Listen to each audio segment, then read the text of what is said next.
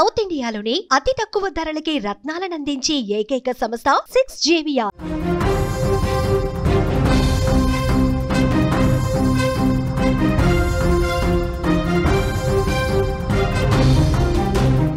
కన్నీరు పెట్టిస్తున్న ప్రకృతి విపత్తి. హిమాచల్ ప్రదేశ్లో నరకం చూపిస్తున్నాయి వానలు. శిథిరాల కుప్పగా పర్వత రాష్ట్రం మారింది. ఆగని కొండ చర్యలు, కొట్టుకుపోయిన రోడ్లు, తెగిన వంతెనలు, నీట మునిగిన జనజీవనం, ప్రాణాలు కోల్పోయిన వందల మంది, నేల కూలిన ఇళ్లు, అంతు చిక్కని ఆస్తి నష్టం. కేంద్ర రాష్ట్ర ప్రభుత్వాలు ఇప్పటికే అక్కడ అందరినీ కూడా ఆదుకుంటున్నాయి. ఇంకా అక్కడ సహాయక చర్యలు కొనసాగుతూనే ఉన్నాయి. ప్రకృతి శాంతం కోల్పోయి ఒక్కసారిగా మృత్యువులా ముంచుకొస్తే ఎలా ఉంటుంది? ఇదే ఇప్పుడు హిమాచల్ ప్రదేశ్ ప్రజల పరిస్థితి. ఊహించని విపత్తు, కంటి ముందు కనపడుతున్న ఆస్తి, ప్రాణ నష్టం వారి జీవితాలను అతలాకుతలం చేసేస్తుంది. నిలువున కూలిపోతున్న ఇళ్లు, క్షణాల్లో కరిగిపోతున్న రోడ్లు, వంతెనలు, కొట్టుకుపోతున్న వందలాది వాహనాలు, కనిపించని ప్రాణాలు, కోట్లలో ఆస్తి నష్టం. ఇవన్నీ ప్రకృతి ప్రకోపానికి నిలువుటద్దాలు. ఈ ఏడాది వర్షాకాలం హిమాచల్కు నరకం చూపించింది. జూన్, జూలై, ఆగస్టు నెలలో హిమాచల్లో వరదలు, కొండచర్యలు, క్లౌడ్ బరస్లు సృష్టించిన బీభత్సం భయాన్ని, బాధను ఒకేసారి కలిగించాయి. ఈ విపత్తులో వందల మంది ప్రాణాలు గాల్లో కలిసిపోయాయి. వేల కోట్ల ఆస్తి నష్టం సంభవించింది. ఈ వీడియోలో మనం చూస్తున్న దృశ్యాలు ఆ ప్రాంత ప్రజలకు ఎంతటి ఆవేదన మిగిల్చాయో కళ్లకు చూపిస్తున్నాయి. మనం విజువల్లో చూడొచ్చు. భవనాలు కూలిపోతున్నాయి, వరద పైనుంచి కొట్టుకొస్తుంది, ఇందులో ప్రజలు పోయారు, శిథిరాల కింద సమాధులుగా మారిన పరిస్థితులు కూడా అక్కడ అలాంటి దృశ్యాలు కూడా మనం చూసాం. ఆ వరదల్లో ఇల్లులు కొట్టుకుపోతున్న దృశ్యాలు కనిపిస్తున్నాయి. పెద్ద పెద్ద భవంతులు కొట్టుకుపోతున్నాయి. పైనుంచి కూడా కొండరాళ్లు కూడా శిథిలావస్థకు కొట్టుకొస్తున్న పరిస్థితులు అక్కడ మనకి వరదల్లో కనిపిస్తున్నాయి. ఏ విధంగా కుప్పకూలిపోతున్నాయి కూడా మనకి ఆ దృశ్యాల్లో క్లియర్గా కనిపిస్తున్నాయి. ఏడాది జూన్, జూలై, ఆగస్టు నెలల్లో సంభవించిన క్లౌడ్ బరస్ట్ వర్షాలు హిమాచల్ ప్రజల జీవితాలను అతలాకుతలం చేస్తున్నాయి. వందల రోడ్లు, నీటి సరఫరా పథకాలు, విద్యుత్ ట్రాన్స్ఫార్మర్లు దెబ్బతిన్నాయి. ఈ విపత్తులో దాదాపు 200 మందికి పైగా ప్రాణాలు కోల్పోయారు. వందల మంది గాయపడ్డారు. మండి, కులు, చంబా, కాంగ్రా, షిమ్లా, సోలాన్ వంటి జిల్లాల్లో పరిస్థితి మరింత దారుణంగా ఉందని చెప్పవచ్చు. జూలై నెలలో మండి జిల్లాలో సంభవించిన క్లౌడ్ బరస్ట్ ఫ్లాష్ ఫ్లడ్స్కు కారణమైంది.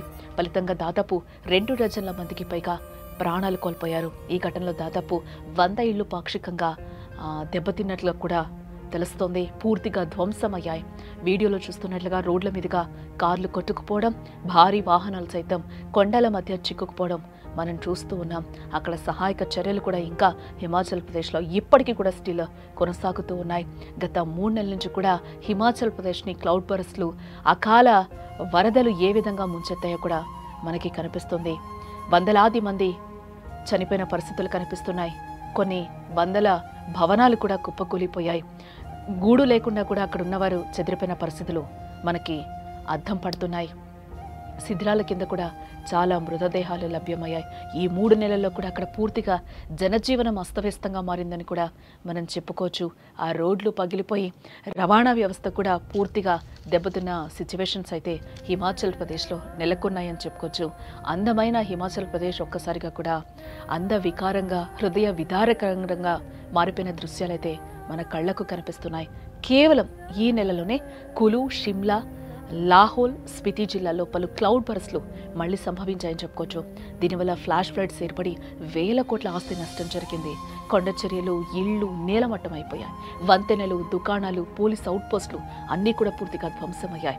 ఈ ఘటనలో ఎటువంటి ప్రాణ నష్టం లేనప్పటికీ ప్రజలు ఆస్తులు కోల్పోయి నిరాశ్రులయ్యారు.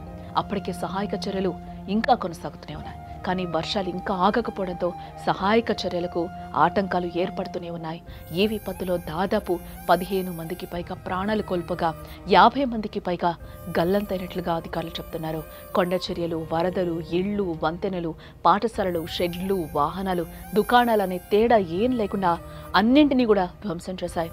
కులు, మనాలి హైవేలో కొంత భాగం పూర్తిగా కూడా కొట్టుకుపోయినట్లుగా తెలుస్తుంది. గల్లంతైన వారి కోసం పోలీసులు, ఆర్మీ, ఎన్డీఆర్ఎఫ్ బృందాలు ఇంకా గాలింపు చర్యలు కొనసాగిస్తూనే ఉన్నాయి. ఎంతో మందిని పోలీసులు, ఆర్మీ, ఎస్డీఆర్ఎఫ్ బృందాలు కాపాడుతూనే ఉన్నాయి. ఇంకా అక్కడ హిమాచల్ ప్రదేశ్లో ఈ స్థాయిలో ప్రకృతి వైపరీత్యాలు జరగడానికి కొన్ని ప్రధాన కారణాలు కూడా మనం ఇక్కడ చెప్పుకోవాలి. సాధారణంగా హిమాచల్ రాష్ట్రం హిమాలయాల పర్వత శ్రేణులపై ఉంటుంది. దీనివల్ల ఇక్కడ వాతావరణం కూడా చాలా అస్థిరంగా ఉంటుంది. అంతేకాకుండా గ్లోబల్ వార్మింగ్ ప్రభావం కూడా దీనికి ఒక కారణంగా కూడా మనం చెప్పుకోవచ్చు. వాతావరణంలో మార్పుల వల్ల హిమాలయాల్లో మంచు కరిగిపోతూ ఉంటుంది. దీంతో నదుల్లో నీటి మట్టం పెరిగి వరదలు కూడా సంభవిస్తున్నాయి. ప్రకృతి విపత్తులకు ప్రధాన కారణం మానవ తప్పిదాలు.